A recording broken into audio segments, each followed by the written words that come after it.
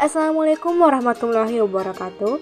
Perkenalkan kami dari kelompok 2 kelas 1B di 3 keperawatan yang akan membawakan materi metabolisme karbohidrat dalam mata kuliah Ilmu Biomedik Dasar.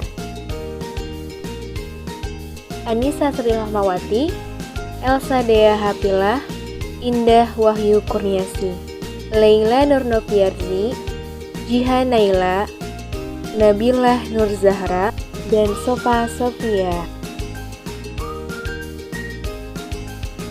Pengertian metabolisme karbohidrat. Metabolisme karbohidrat adalah proses pencernaan yang memecah karbohidrat untuk mendapatkan energi. Manusia memperoleh karbohidrat dari makanan yang dikonsumsi. Makanan yang mengandung karbohidrat saat dikunyah akan dipecah oleh enzim petialin atau amilase dalam air liur menjadi glukosa. Glukosa kemudian masuk ke dalam usus halus dan dihidrolisis oleh enzim maltase, laktase, dan sukrase dan dilanjutkan ke dalam usus besar. Semua zat yang dibutuhkan tubuh akan diserap, sedangkan yang tidak dibutuhkan akan dibuang. Metabolisme karbohidrat mencakupi sintesis atau anabolisme, penguraian atau katabolisme, dan perubahan antar bentuk pada karbohidrat di dalam organisme. Faktor-faktor yang mempengaruhi metabolisme karbohidrat. Yang pertama adalah genetik. Metabolisme sebagian besarnya bersifat genetik dan tidak dapat dikendalikan. Yang kedua adalah waktu tidur. Kurang tidur terbukti mempengaruhi laju metabolisme. Yang ketiga adalah usia. Begitu Anda memasuki usia 40 tahun, kecepatan metabolisme secara alamiah akan mengalami penurunan sekitar 5% setiap tahun. Ini karena seiring bertambahnya usia, massa otot tubuh akan semakin tergantikan oleh massa lemak. Otot membakar banyak kalori, tapi tidak dengan lemak. Yang keempat adalah jenis kelamin. Laki-laki biasanya memiliki otot yang lebih banyak dan lemak yang lebih sedikit dibandingkan perempuan. 5. Perubahan hormon. Beberapa hormon dapat mempengaruhi kecepatan metabolisme, salah satunya hormon tiroid. 6. Asupan cairan karena tubuh memerlukan energi untuk menyesuaikan suhu air dengan suhu internal.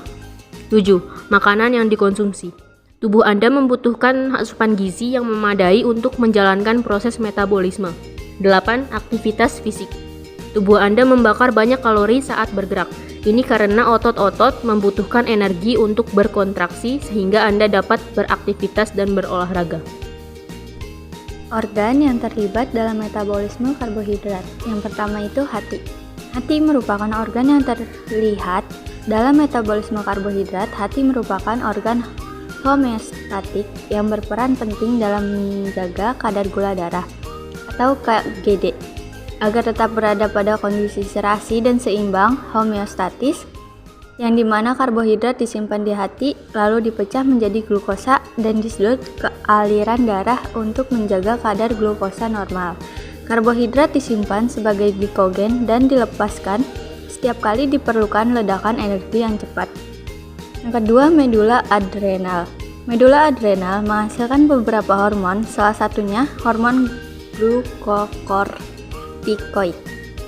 Disebut glukokortikoid karena efek utamanya adalah pada metabolisme karbohidrat, di mana hormon ini berfungsi untuk mengubah lemak dan protein ke metabolit intermediate, yang pada akhirnya akan diubah menjadi glukosa. Organ yang terlibat dalam metabolisme karbohidrat selanjutnya yaitu ada pankreas. Pankreas merupakan organ yang memiliki kemampuan sebagai eksokrin maupun endokrin.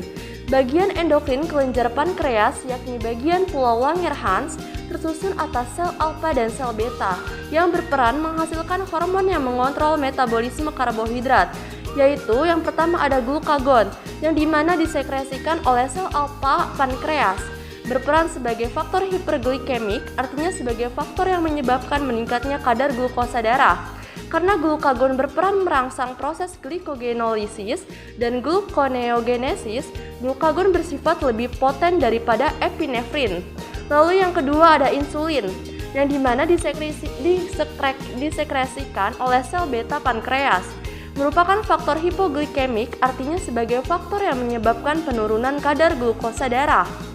Insulin berperan untuk meningkatkan sintesis glikogen. Lalu yang keempat ada kelenjar tiroid.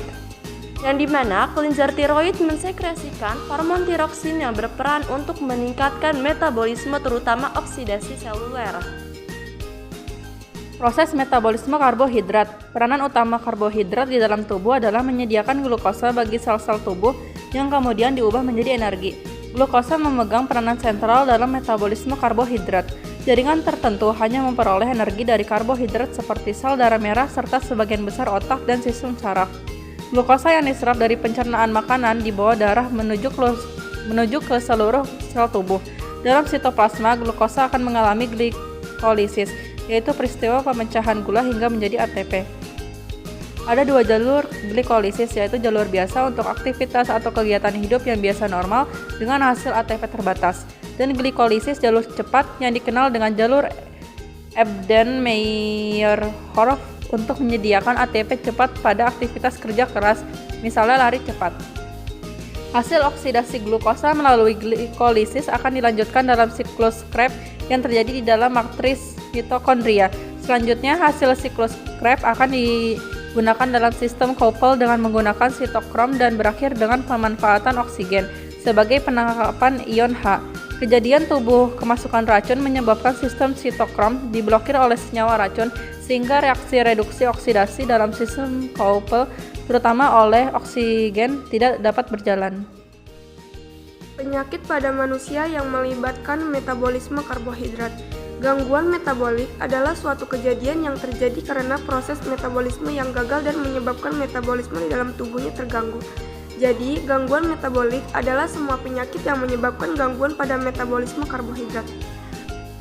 Contoh penyakit pada manusia yang melibatkan metabolisme karbohidrat. 1. Diabetes. Diabetes mengakibatkan kadar gula dalam darah meningkat. 2. Galaktosemia. Galaktosemia adalah kelainan metabolisme yang menyebabkan tubuh tidak mampu memecah gula jenis galaktosa dengan baik. Galaktosa merupakan jenis gula yang terdapat dalam susu. Terima kasih telah menonton presentasi kami. Kurang dan lebihnya mohon maaf. Semoga materi yang kami sampaikan ini dapat berguna untuk teman-teman yang melihat presentasi ini. Wassalamualaikum warahmatullahi wabarakatuh. Like, comment, and subscribe.